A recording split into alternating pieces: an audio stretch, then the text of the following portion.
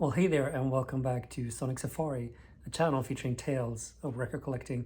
I'm your host, Marcus, a Swedish hipster lost in the fog in San Francisco. So last week, we took a look at the vinyl explosion and how it relates to other formats, such as CDs and streaming, and also my personal journey with each one of those. So if you haven't, please check that one out. I really enjoyed making it. Today, we're going to look at how critical MTV was for kickstarting my vinyl collection. So let's just jump right into it, shall we? So yes, unfortunately, I have gotten to an age where I sometimes sound old when I talk about things, and this is unfortunately one of those times because, look, I get it. So MTV is today probably most known as the birthplace for reality shows, and here it comes.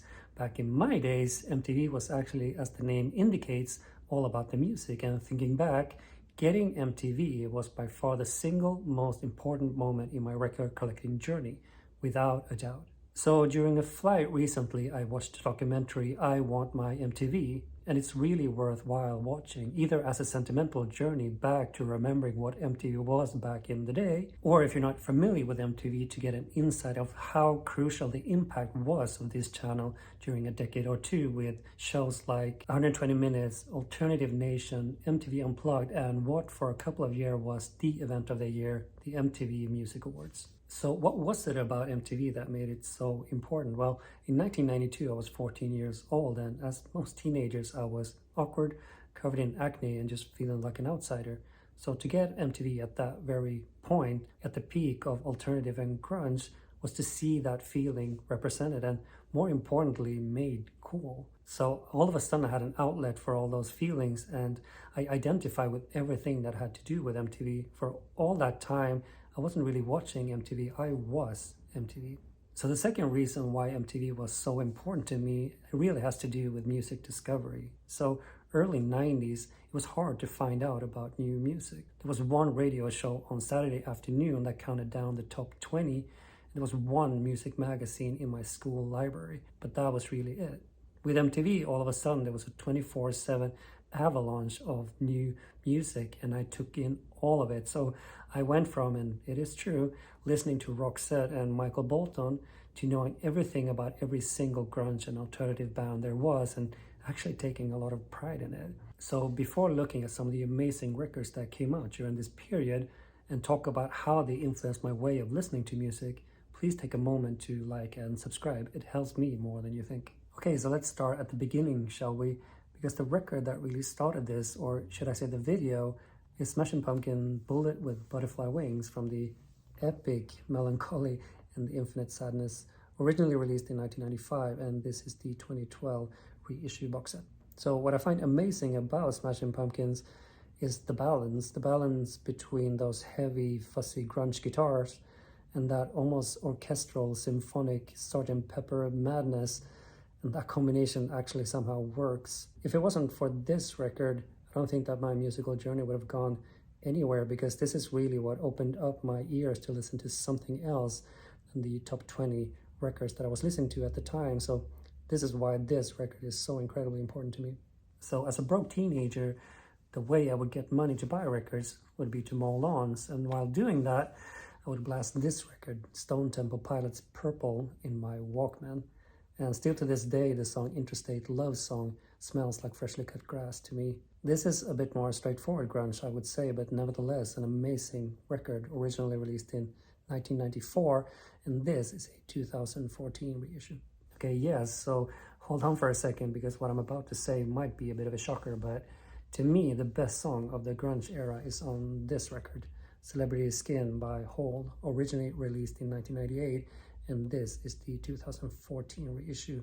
Because I get it, it's easy to write off Courtney Love as the crazy wife of, but the song Malibu that she wrote together with Billy Corgan from the Smashing Pumpkins is just the perfect combination of pop hooks and grunge guitars. Now, the rest of the album might not be up to the standards of that song, but it actually holds up pretty well. So my favorite show of MTV was probably MTV Unplugged, and I think that the idea was as simple as it was brilliant. Because for a type of music that really required the amp to be turned all the way up, removing it all together really showed a different side of the band. And the two recordings that come to mind is, first of all, this one, Nirvana's Unplugged in New York, that was recorded right before singer Kurt Cobain's suicide and released after his death. And in a way, I see this as a real celebration of music. They play a lot of their favorite songs, like David Bowie's The Man Who Sold the World and Meat Puppets' Oh Me. And then probably my favorite one, and it's this one, Alice in Chains, Unplugged. So they hadn't played together for almost 2.5 years, and there's a tension that you can almost feel. There's a certain hesitation between the band members. They get the lyrics wrong a couple of times, but the music sounds so fantastic. Songs like Rooster and Down in a Hole, just mind-blowing. And this was actually the way that I discovered Alice in Chains. I had not listened to them before hearing this recording. Okay, so let's move on to another really important record from this time, and it's from the French duo Air, Moon Safari, originally released in 1998, and this is a 2015 reissue. And the song that really made me fall in love with them is All I Need, with vocals from Beth Hirsch. And it's said that this record set the stage for the down-tempo wave of music that is so popular today, but to me it was really the door to listen to more electronic music. So bands like Massive Attack, Fatboy Slim, or the Chemical Brothers. And that would never have happened if it wasn't for MTV that gave me the opportunity to listen to them in the first place. So another great example of the same is this record, Beastie Boys' Ill Communication from 1994. And this is a 2019 reissue. So not only would I say that Sabotage is by far the best video from the MTV era, alongside Soundgarden's Black Hole Sun, that is, but it was also the combination of the heavy guitars that made me open to listen to more hip-hop. So this record really introduced me to bands such as The Roots and Naughty by Nature. Even though I didn't really continue to listen to hip-hop that much, it was the exploration and being open to new types of music that was really a result of MTV. So the one record that got the most playing time in my bedroom was clearly this one, Placebo's Without You I'm Nothing from 1998, and this is a 2015 reissue. And I think that the music on this one is a bit different. The songs are longer. Instead of the verse, chorus, verse, it's more about setting sound landscapes. And Brian Molko was a different type of frontman, showing that the lead singer of a band can be an androgynous makeup-wearing artist representing something very different than I was used to. So Every You and Every Me is still that type of song that makes the hair on my arm stand straight up. All right, almost there, last one. And after having talked about grunge and alternative, I do think that we have to talk a bit about the Britpop invasion as well, because there were so many amazing records coming out of the UK at the time.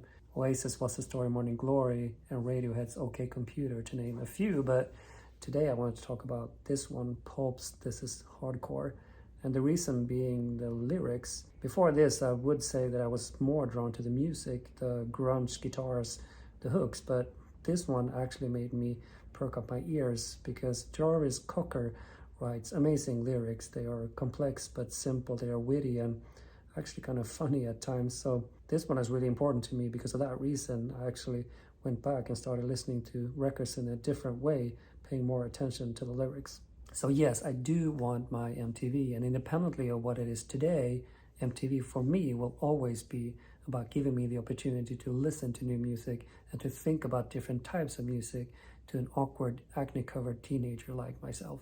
All right, so that's it for today's episode. Please like and subscribe and all of that good stuff. Next week, we're going to talk about vinyl collection hype words and what they mean to me. Until then, takoya.